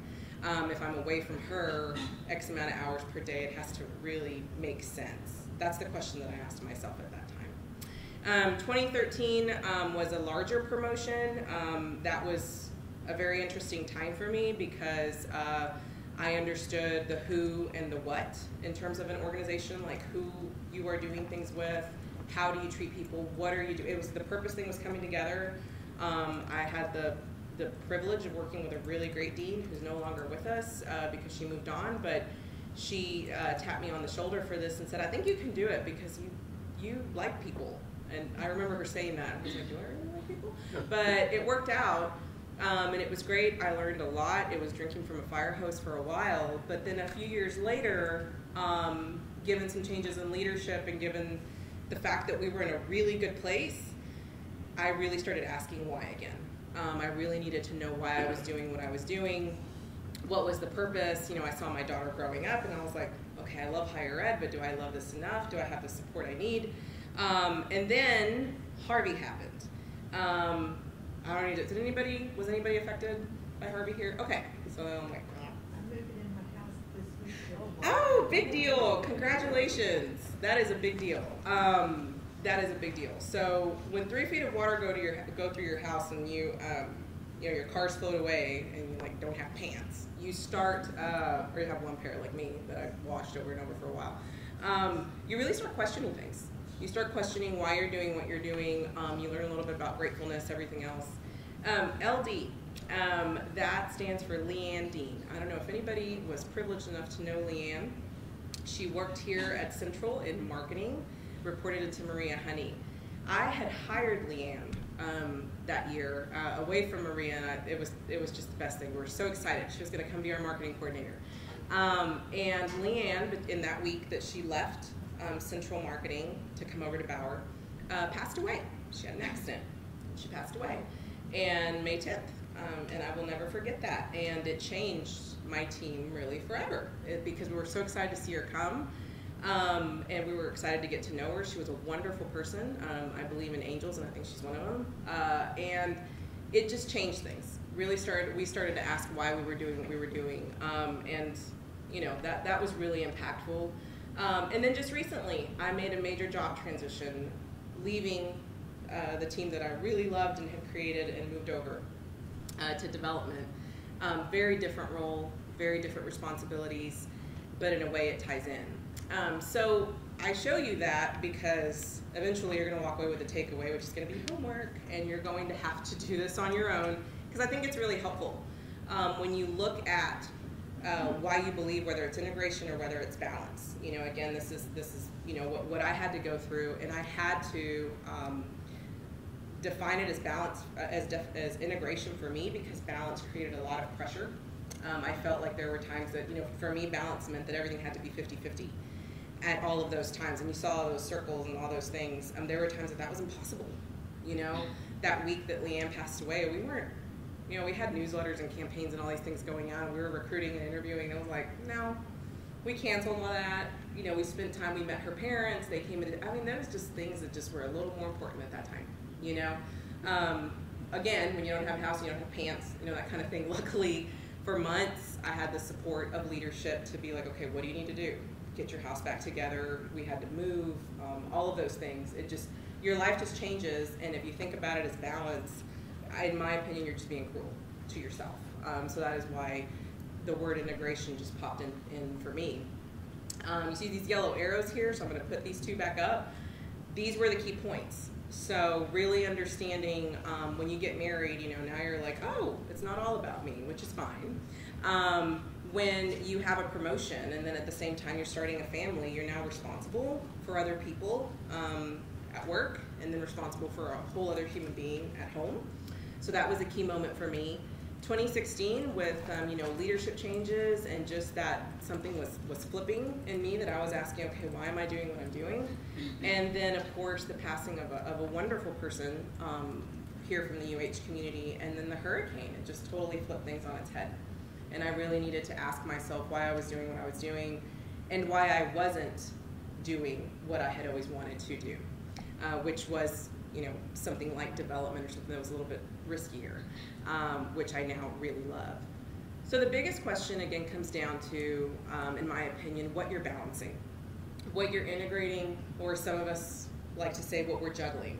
You're always going to be handling things, as you can see, whether your map looks like that, there might be Harvey, there might be Camp Harvey. I mean, I know some people who got slammed twice, Memorial Day flood, whatever it was, you've, you know, buried people that you love, you've lost your job, you've come back. There are so many things that your map might have, but I think it's really important to go back and look and see where your arrows are, because then you can identify and plan for the future. And maybe it'll help you see that it is balance or it is integration. The thing is that you're always going to be juggling certain things, and I think allowing yourself the opportunity to fail is really important.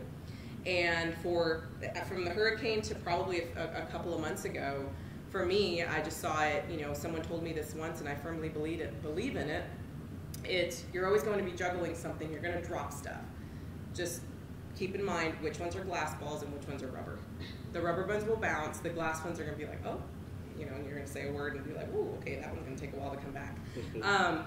Glass balls for me, if I were to identify them, of course, it's, you know, your marriage, your partnership, whoever you're in a relationship with, family, my daughter, I almost forgot her. She's really self-sufficient. Diane knows her. She's like, she's fine. She's fine on her own. No, but my daughter, and then for me, it was you know, my spiritual life, which that was like a rubber ball for a minute, and it bounced really far. But luckily, you know, God was like, sure, you know, threw it back, and now I'm a little bit more involved with that as I would like.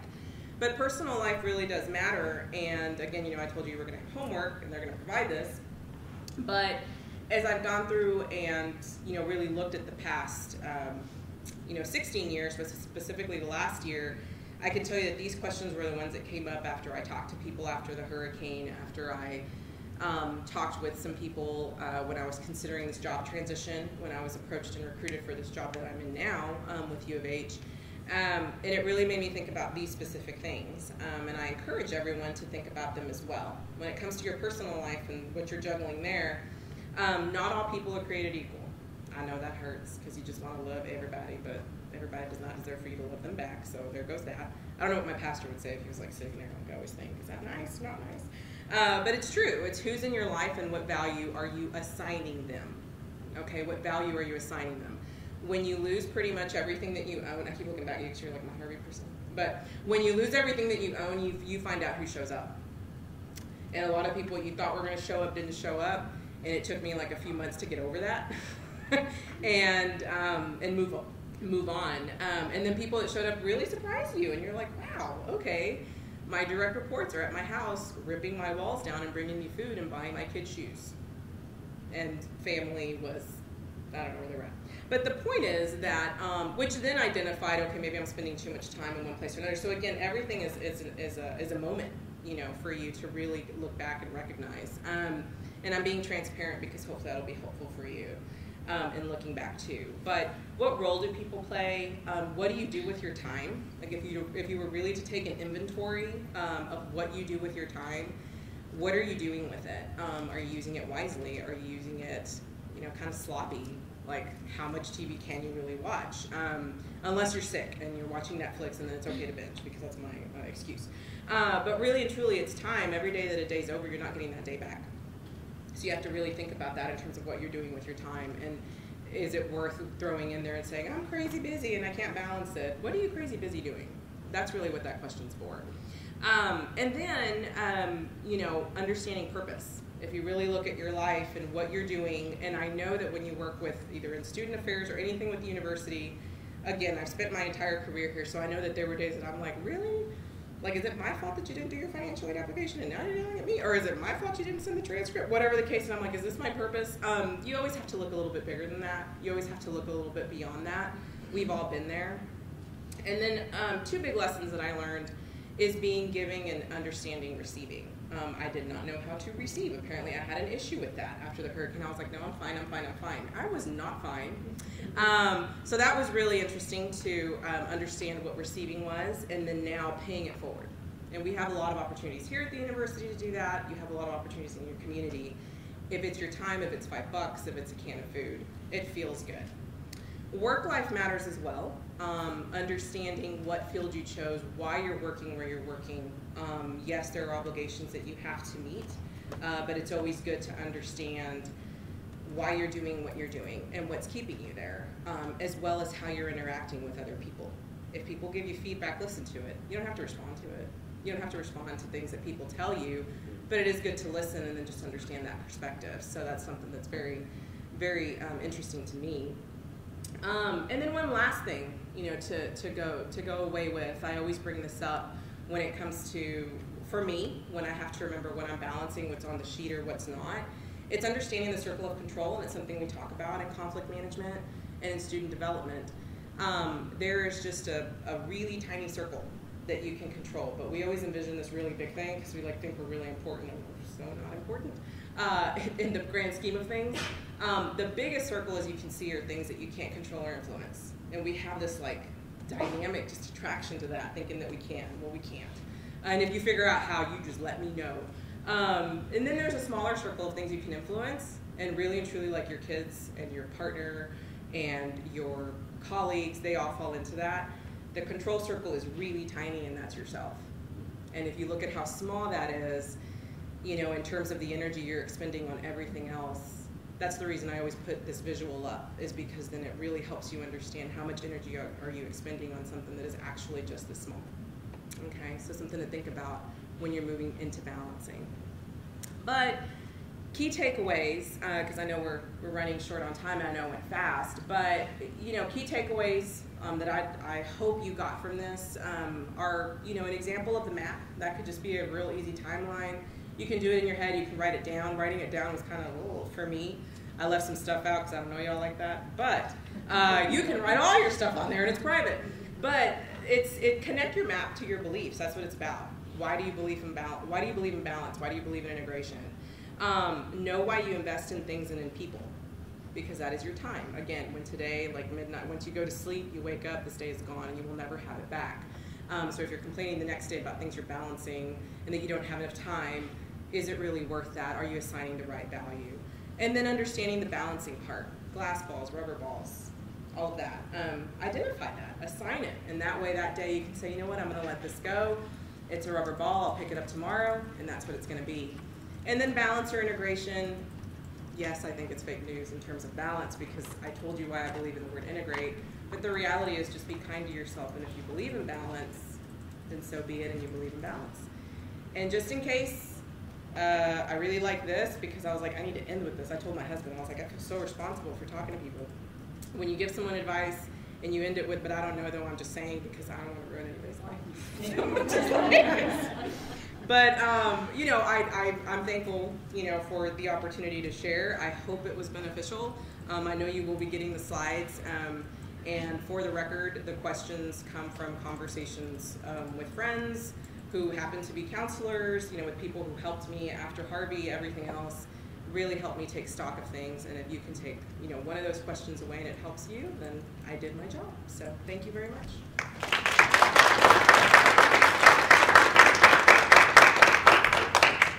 And does anybody have questions? Yes, I guess we get. Okay, she can do something like that. Thank you so much. You're welcome.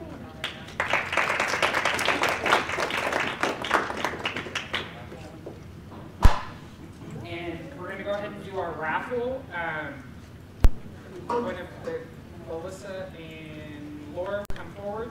Make sure you have your ticket that they gave to you.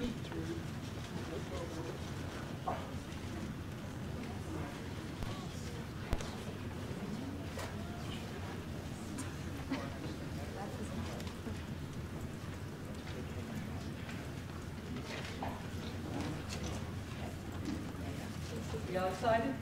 All right, come on. First raffle prize is a Cougar Grounds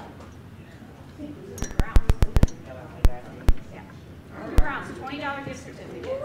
All right, ticket number 598. These are going to be the last 3 digits. Ah, all right.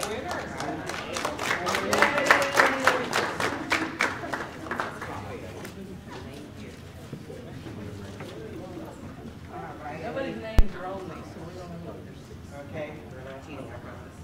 Okay, the next raffle prize will be a pair of the shades, I believe, the Ray-Bans. All right, 605.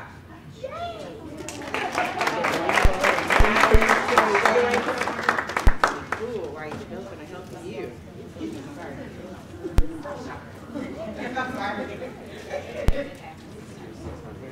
Okay, next pair of shades. 612, 612.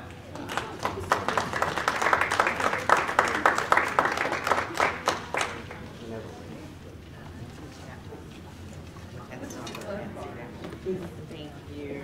All right, last one. All right, for the grand prize, we have Fitbit. Who's gonna win it? Who's gonna win? All right. A lot of 603. 603. No. You're not present? All right. Last call. 603, going once, going twice. Ooh, got a 2.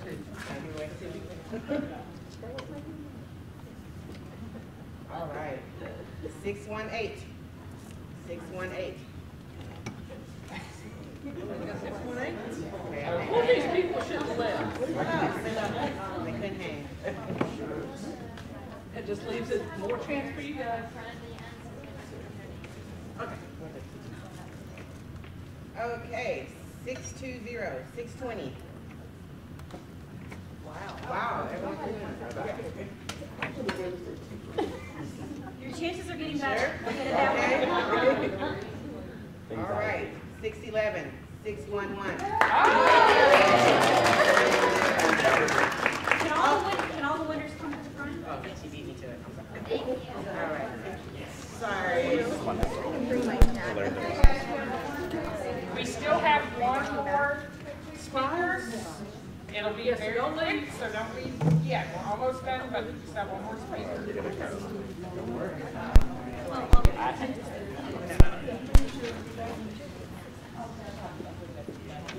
And we would like to call Dr. Patrick Lukenbell from UH Wellness up to the front, and he's going to guide us in a little meditation. Just a moment, let me pull up a few things.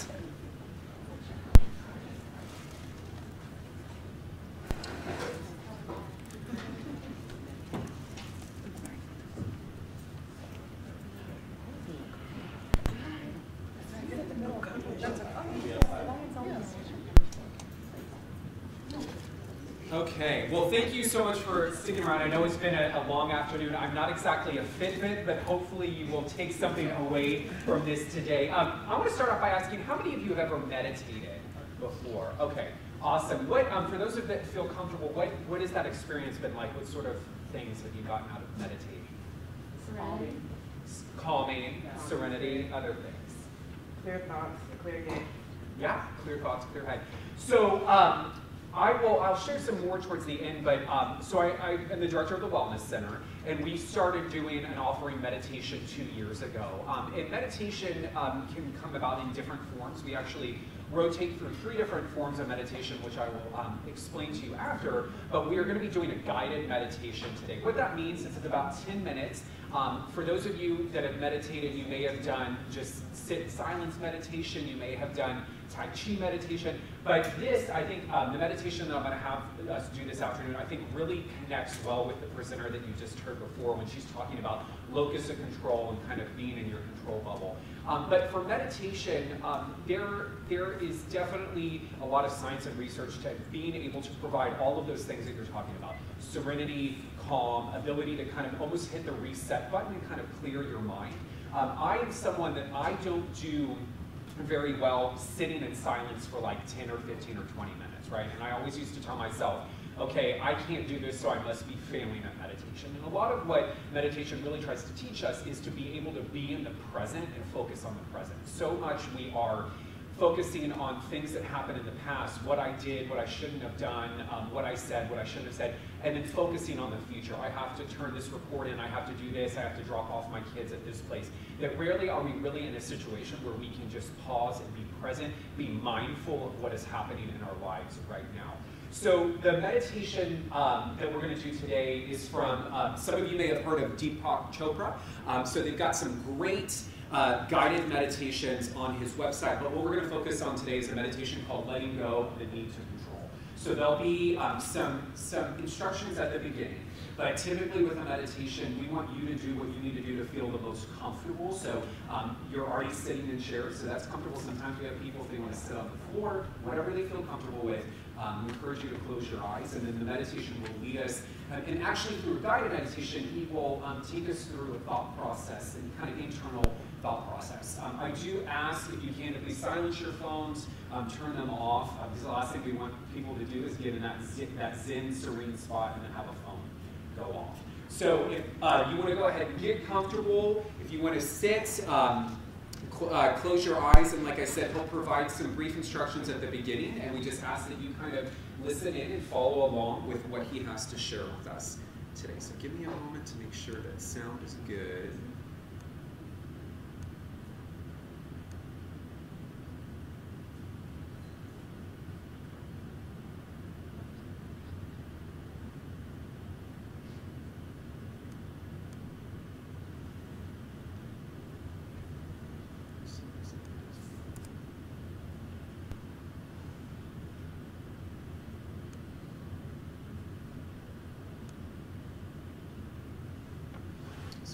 It's not playing. Is there a pop-up or something?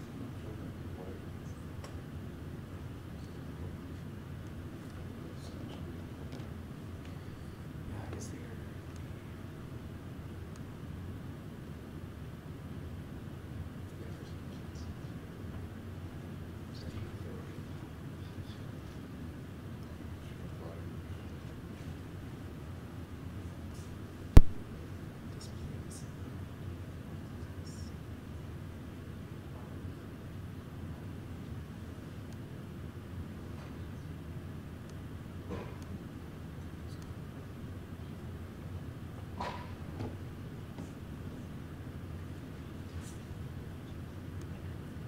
Let me try this. Let me try it different.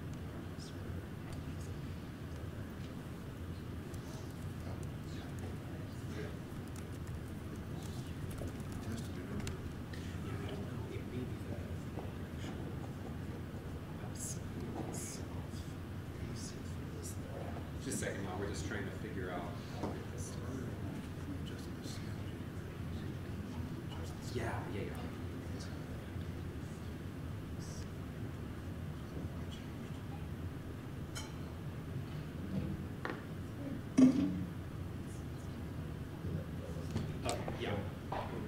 So that, ironically, would only be another manifestation of the mind trying to stay in charge. there a way we can turn this one up? Okay, so we'll go ahead and start from the beginning. The tight grip of conditioned thought bound into a Carlsbad.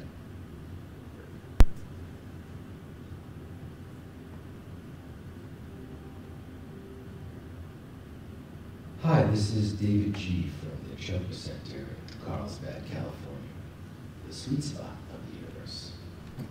In this guided meditation, we will explore that part within each of us that craves certainty, fears the unknown, and requires the illusion that we control things. In the ancient Eastern spiritual traditions, this aspect of ourselves is called the ego mind. And it's one of the major sources of unhappiness, emotional distress, and even physical dis-ease. The mind's efforts to control what is, and its resistance to what is, can create an enormous stress in the body, which may manifest in physical responses such as hypertension, diabetes, ulcers, and the like. In this meditation, the purpose isn't to force ourselves to let go of the need to control. For that, ironically, would only be another manifestation of the mind trying to stay in charge. Instead, we will take an approach of allowing and acceptance, letting go of resistance so that we can be with what is. We will move from our mind into our body, move from the tight grip of conditioned thought patterns into greater freedom and awareness. So let's begin. Choose a quiet room or space where you will not be disturbed. In a comfortable seated position, close your eyes and gently place your attention on your breath. Now take a breath in and slowly exhale, allowing the tension in your chest, your shoulders, your abdomen to release. Allow each exhalation to take you to a quieter, more comfortable, more relaxed state. Keep breathing and melt into your chair. Release the tension, the tightness, the weight of your body with each breath.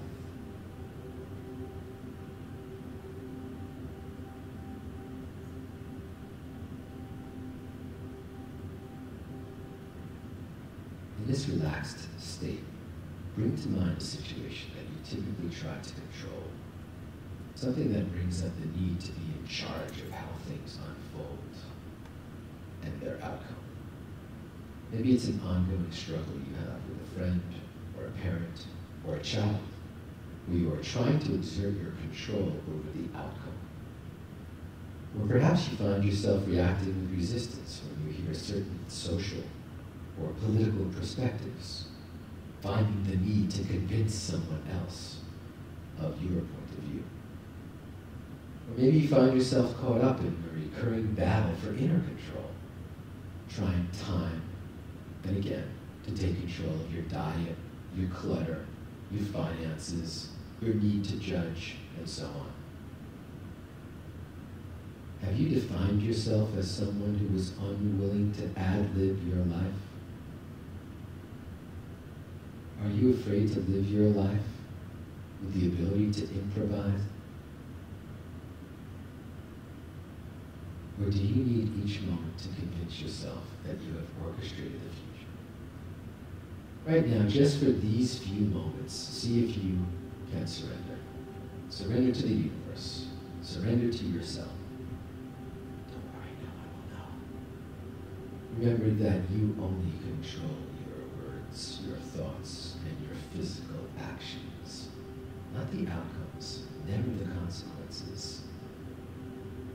And you never control people other than yourself.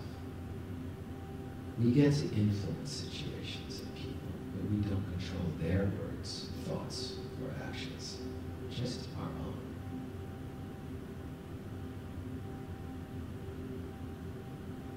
As you consider this area of your life you're trying to control, notice in your body. Where in your body do you feel this need to control? The feelings can take a variety of forms.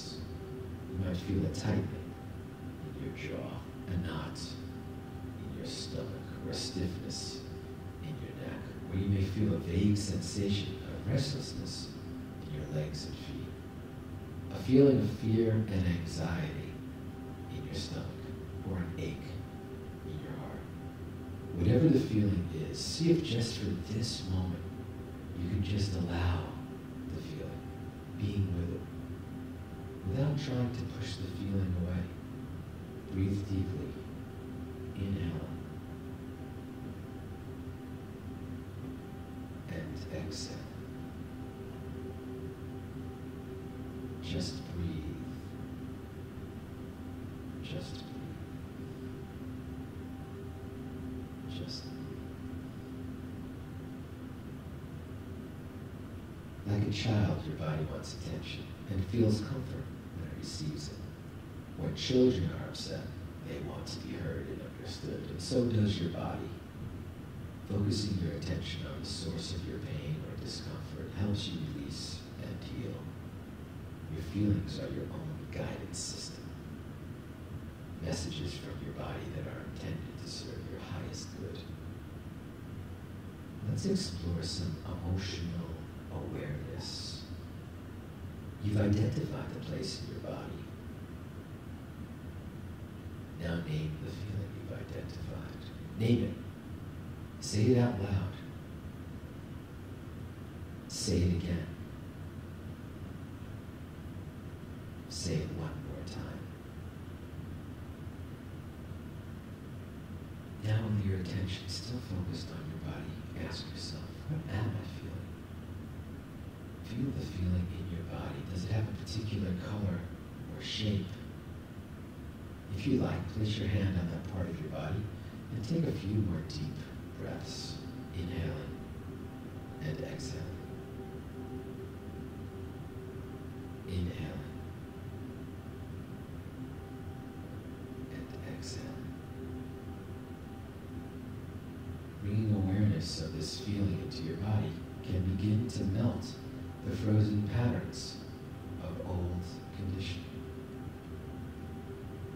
And having identified the area of constriction in your body, let's release it. Take a deep breath and breathe into the feeling as if you are filling a balloon with your breath. Take a deep breath in. Fill that balloon. And now release. Exhale. Release the balloon. And watch it being released and floating up into the sky, getting fainter and further away from you. Now take a deep breath in and exhale again. As you breathe in and out in this calm state of relaxed awareness, consider the situation again. And now ask yourself, what do I need? What do I need? Another way to ask this is, what is the need underlying my desire to control this particular situation in my life? Let the answer come to you, allowing it into your awareness without censoring or judging. Let's find out your underlying need. Ask yourself, what is the feeling that I need? Ask yourself, what do I need that I can give myself right now?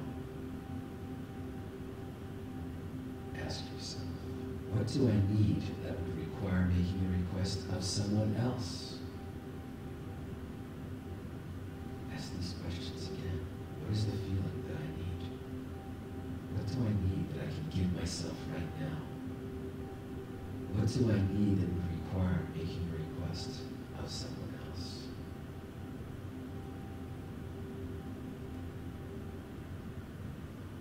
Once you go through this process a few times, you can take it into your life. And when you notice the need to control arising in you, you can remember to pause, identify the feeling, ask yourself what you need, address the underlying fear, and then perform some action to meet your need. So the final step of this is performing some action. So let's take action now. The Bhagavad Gita chapter 2 verse 47 says we have total control over our own actions and no control over the fruit of those actions. So since we control our words, our thoughts, and our deeds, let's right now commit to some action to meet my need. Perhaps it's just embracing uncertainty in this moment, right now, and smiling because you recognize you don't control anything other than your words, your thoughts, and your deeds. Congratulations. And namaste.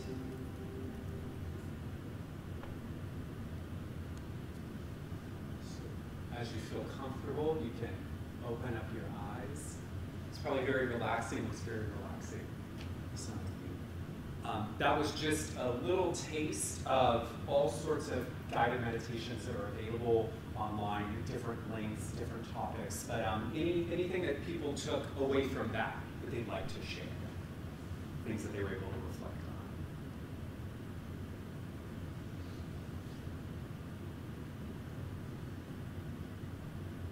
For me, it's always good to think about and reinvest in this idea that the only thing I can control are my thoughts, my actions. That when things happen at work or somebody else does something out of my locus of control, that sometimes I need that reminder that I'm responsible and in control of myself. As far as other opportunities for you, we do, as I mentioned, offer meditation weekly.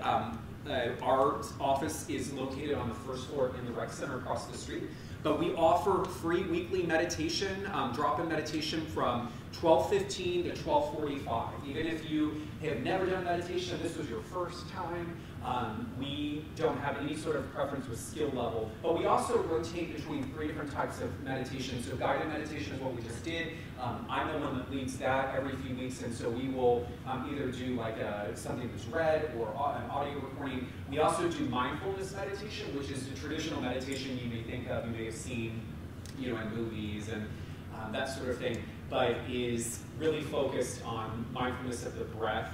It's typically done in silence. And then in compassion meditation, we have a off-campus alumnus that is a counselor, and compassion meditation is all about self-reflection, self-kindness, thinking about the way that we treat ourselves, the things that we say to ourselves. So if any of those interest you, we have a few sessions left at the end of the semester. We'll pick it up again in the spring, but you're more than welcome to come to as many that you like, or maybe just one particular topic that you like. But I encourage you throughout your day to find something that helps you reset or recenter yourself. So whether it is listening to a guided meditation over your lunch hour, maybe it is getting out and walking a little bit on campus, something like that, that can be really helpful in resetting.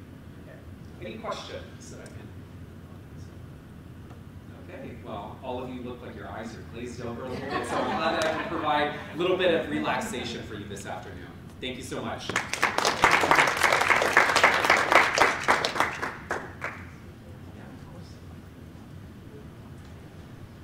That concludes our program, everyone. For those of you that are left, thank you so much for coming out and supporting our event and supporting Staff Council.